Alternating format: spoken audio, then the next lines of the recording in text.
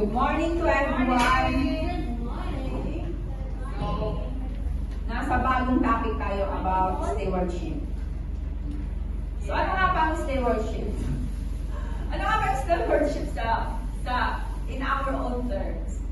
So, sa akin, stewardship is a calling and purpose of mine. Ito ay calling sa akin, the purpose ng tao. So, especially to Christian believers, to carefully and responsibly managing God's creation. So as we go on siguro sa topic natin na ito, madidig natin yung mga deeper meaning ng stewardship. So sa akin, stewardship is a calling and purpose of mine, especially to Christian believers, to carefully and responsibly managing God's creation.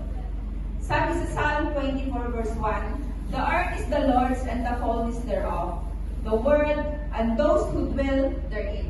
So lahat ng nakikita natin, including us, including sa buhay natin, tayo ay creation ng Panginoon. So, bakit ba tayo ay ginawang steward ng Panginoon of all the creation? Dahil sabi niya, although man is part of God's creation, He put us dominion or in charge of taking care of the earth, even in heavenly realm, because we are created in His own image. Kaya tayo superior sa ibang mga creation ng Panginoon, because God created us in His own image. We have the capability to love and care His creation the way He does. So, ang team ko ngayon, sabi niya, it's not mine, I must steward. So, sabi kasi ni Elder, kailangan daw lagyan ng pamagat, sabi niya. So, ang pamagat ko, it's not mine, I'm a steward. Sa Matthew 25, verse 14 to 28, doon natin makikita yung isa sa mga pinaka-the best example ng stewardship sa Bible. So, makikita natin, so I want to focus on two things. That God is the creator of everything. Doon sa Matthew 25, makikita natin doon that there is an owner and there is a manager. So, it is relational. Yung creator, yung owner, he is the creator, di ba? Siya ang Panginoon. Siya yung kilala niya yung mga pinagbigyan niya ng mga talent na iyon. So, it means it is relational. Kilala tayo ng Panginoon. Binigyan niya tayo ng mga bagay-bagay. Kilala tayo ng Panginoon. So, when we say it's not mine, meaning God is the owner of everything. Kahit ang buhay natin, He has the full right to give and to take and to destroy if He wants to. No matter what we do in life, there is nothing we can do to reverse God's ownership. He is the one responsible for the gifts, talents, and abilities we have. So wala tayong kakayanan sa pansarili natin, because the Lord owns everything. Sinasabi nga na lahat ng bagay, diba? Sabi nga sa Psalm 24 verse 1 na lahat ng mga bagay, wala tayong pag-aari. Lahat ay sa Kanya, even ang buhay natin.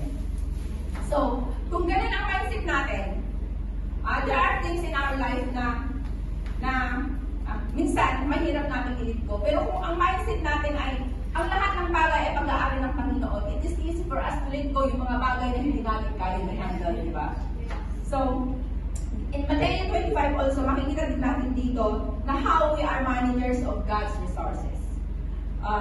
The Lord has given us all of His resources. So, gaya ng owner sa story, siya ang nagbigay ng talent to invest sa atin. So, yung di ba yung sa owner, siya nagbigay ng talent. Hindi naman natin gining yun kung hindi binigay pinagkaloob sa atin ng Panginoon. May kanya-kanya tayong ability, talent and gifts na ipinagkaloob sa atin ng Diyos. So, we should use it wisely, responsibly, and carefully for the glory of God. Kung meron kang talent, in singing, in dancing, in everything, so why don't you give it to the Lord, di ba? Kung meron kang, we have all the same time. Pero, may mga taong maraming talagang oras, kagaya sa atin, yung oras natin. May mga tao talaga na maraming oras sa ministry, meron din yung konti yung oras. Pero we have decided, make a way for us na gawin natin yung time natin. Let's use it for the glory of God. Minsan, tayo kasi, mas marami tayong time sa K-drama, mas marami tayong time sa other yung mga bagay na hindi makabuluhan pa. Mas marami pa tayong time na gumawa ng reels, gumawa ng mga content creator na yan, mas marami tayong time, kaysa yung mag-spend tayo ng time sa Panginoon, sa ministry natin, or whatsoever. So, let's seize every opportunity na mayroon tayo to serve our Lord Jesus Christ.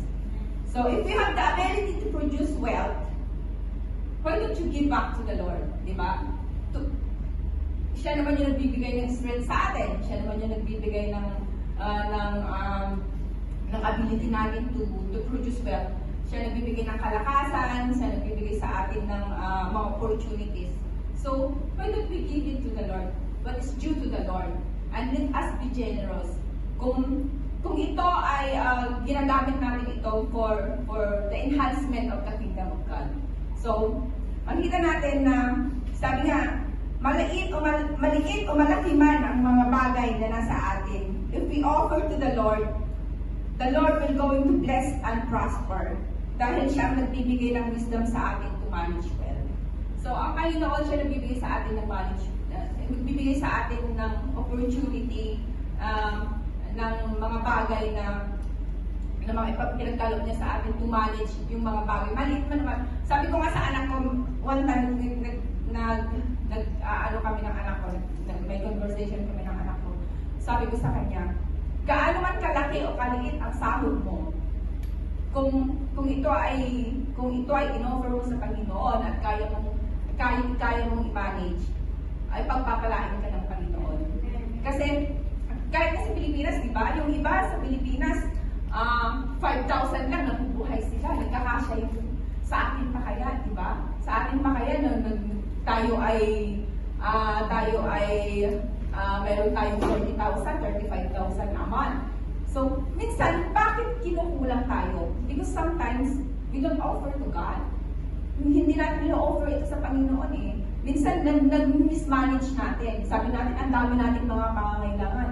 Pero we don't take the priority. Hindi natin pina-priority yung mga bagay-bagay. Kasi kaya minsan, kinukulang pa tayo. At kahit nga yung bibigay mo na sa Panginoon, kukunin mo pa.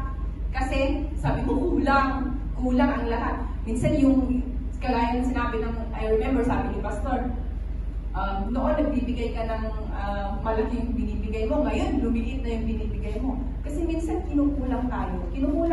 Why? Because we don't offer to the Lord. Hindi mismanagement natin yung paghawak natin ng resources natin, ng finances natin. So, yun ang isa sa mga secret kung yung management, yung well management natin. If we offer to God, makikita natin yung mga priority natin. So, in conclusion to that, the Lord will not judge us not based on how much we have been given, but whether we have been faithful with what we have been given. Our challenge is to be faithful until He comes, knowing that we are accountable. It's either our Creator will condemn or commend us.